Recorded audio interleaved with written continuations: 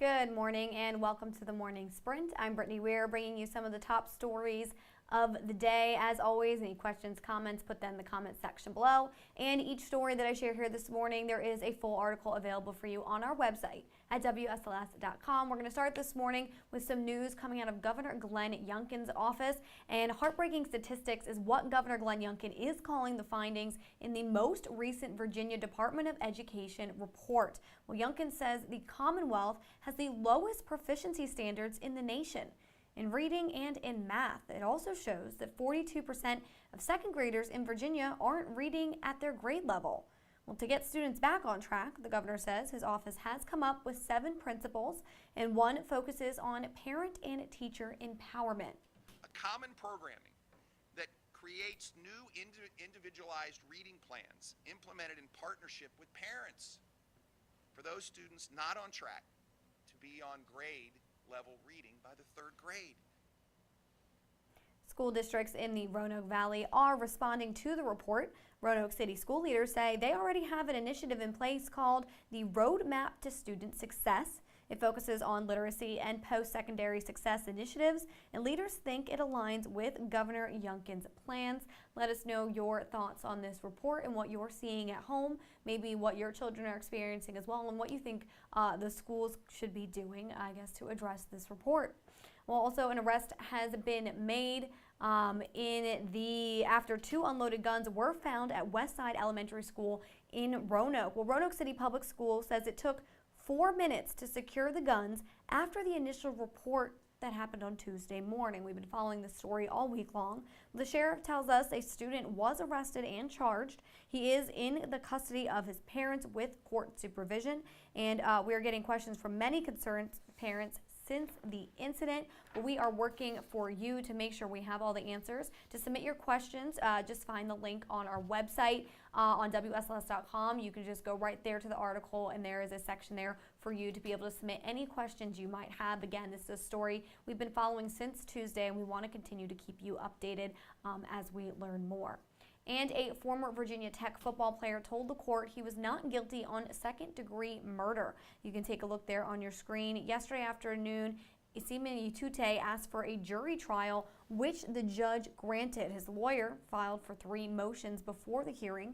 You can read about each of those motions on our website. And Tute was charged with second-degree murder in the death of 40-year-old Jerry Smith, known as Angie. The trial is expected to start next Wednesday. Again, this is another story we have been keeping a close eye on. We've been following it since the news broke about this, and Duke Carter was in court yesterday, keeping us updated. So again, we will continue to keep you updated as that trial approaches. I think we learned that was more toward the end of May, so keep and look out for that. Now moving on to some good news of the day. Today is National Rescue Dog Day. Take a look at your screens. Look at that cute little pup there. Well, according to the ASPCA, nearly 3.5 million dogs enter shelters every year. And many are abandoned and abused and must overcome extreme obstacles, yet they're able to provide comfort, security, and friendship. And I know a lot of people who have rescue dogs, and they are just great companions. Look at them right there. They're so cute with their tails. With training, they can help people with disabilities become independent and give comfort to the elderly. As emotional support companions, they can also help relieve anxiety, depression, and PTSD. And we have so many great local shelters in our area. They're just doing amazing things for these animals, whether it is, dogs or cats. We have some great ones. So if you're looking for a new friend, you can check out and see what they have available and just adopt the dog. Also, let us know if you have adopted before, what your dog's name is, maybe what kind of dog they are and what they like. You can put that in that comment section below. I love hearing all of these stories of people that have reached out to shelters and found their new best friend. I know Angels of Assisi is always doing great work here in Roanoke. There's also the Lynchburg Humane Society. They have a beautiful facility there, and they have helped out so many dogs, puppies that I've seen, and so just tons. I know I only mentioned 2, but there are a ton out there. So let us know if you have a cute little rescue pup. Going to take a second and look at any of the comments coming through here this morning.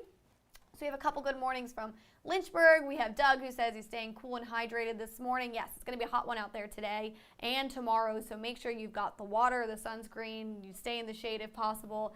It's going to be hot, so you want to keep an eye out for that. And We have one person commenting, S. Page K. Lang, saying Mr. Rex is his dog that he has adopted. So thank you so much for writing that in. So all good comments here this morning. Thank you guys for writing those in. And I have one last story to share with you this morning. If you are looking for something to do, I'm always up to date on the events that are happening in our area, and I love to see how many events are returning since the pandemic. But one, this is its first time back in full swing since the pandemic. It's happening tomorrow, and this is the Local Colors Festival. So this is happening at Elmwood Park tomorrow from 11 to 5, and you could come on out and celebrate different heritage and learn about different cultures. You can do this by trying, different foods or seeing cool performances, as you see the dancers right there on your screen. There'll be musical performances, demonstrations, arts and crafts, over 40 vendors, and this is some footage from the previous years, but there you can see some of that food, and that's always what gets me excited. I'm always someone who's usually pretty hungry, so I like to check out the food, but I know there's going to be spring rolls there, Thai ones, and there's going to be kebabs and just all different kinds of food that you could try. And this is a family-friendly event, and that means it is meant to bring people together. What I hope they take away is an appreciation of the different cultures that are represented here. That they'll take away that we do have a shared humanity, and we don't need to be threatened by one another. So that was Lisa Spencer, the executive director for Local Colors.